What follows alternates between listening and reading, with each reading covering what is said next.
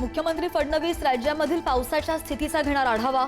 मंत्रालयातील आपत्ती व्यवस्थापन कक्षामध्ये दुपारी 12 वाजता बैठक।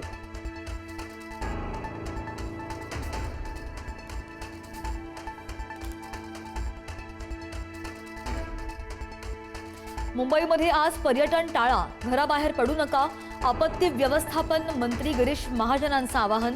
मुंबईमध्ये ताशी 70 ते 90 किलोमीटर वेगाने वारे, झाडं पडझडीच्या घटना वाढण्याची शक्यता व्यक्त।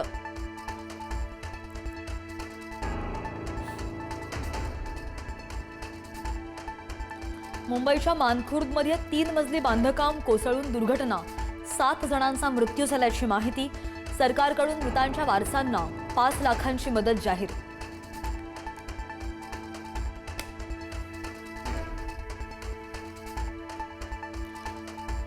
मुंबई पुणे एक्सप्रेस वेवरच्या दोन्ही बाजूची वाहतूक ठप्प, मिसिंग लिंकसह 2 ठिकाणी दरड कोसळली।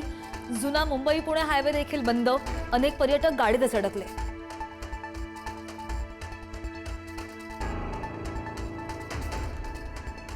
कर्जत आणि लोणावळ्या दरम्यान रेल्वे ट्रॅक्सवर सुद्धा दरड कोसळली।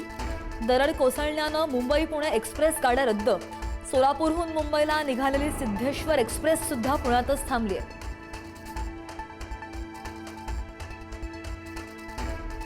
मुंबई, ठाणे, पालघर आणि रायगडमध्ये सुद्धा मुसळधार पाऊस।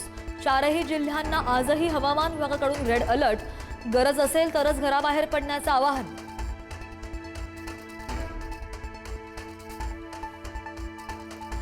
मुंबई, ठाणे, नवी मुंबईमध्ये रात्रीपासून मुसळधार पाऊस, सकल भागांमध्ये पाणी साचायला सुरुवात।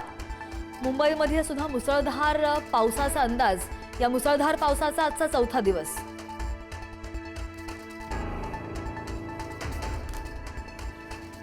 मुसळधार पावसाच्या इशाऱ्यामुळे आज मुंबई, ठाणे, नवी मुंबई, पालघर आणि रायगडच्या सगळ्या शाळा आणि कॉलेजेसला सुट्टी। सर्व शासकीय, खासगी शाळा आणि महाविद्यालयांना सुट्टी जाहीर। गरज असेल तरच घराबाहेर पडण्याचं प्रशासनाकडून आवाहन।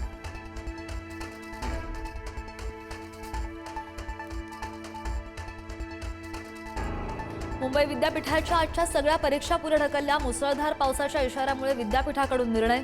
नवीन वेळापत्रक लवकरच जाहीर होणार।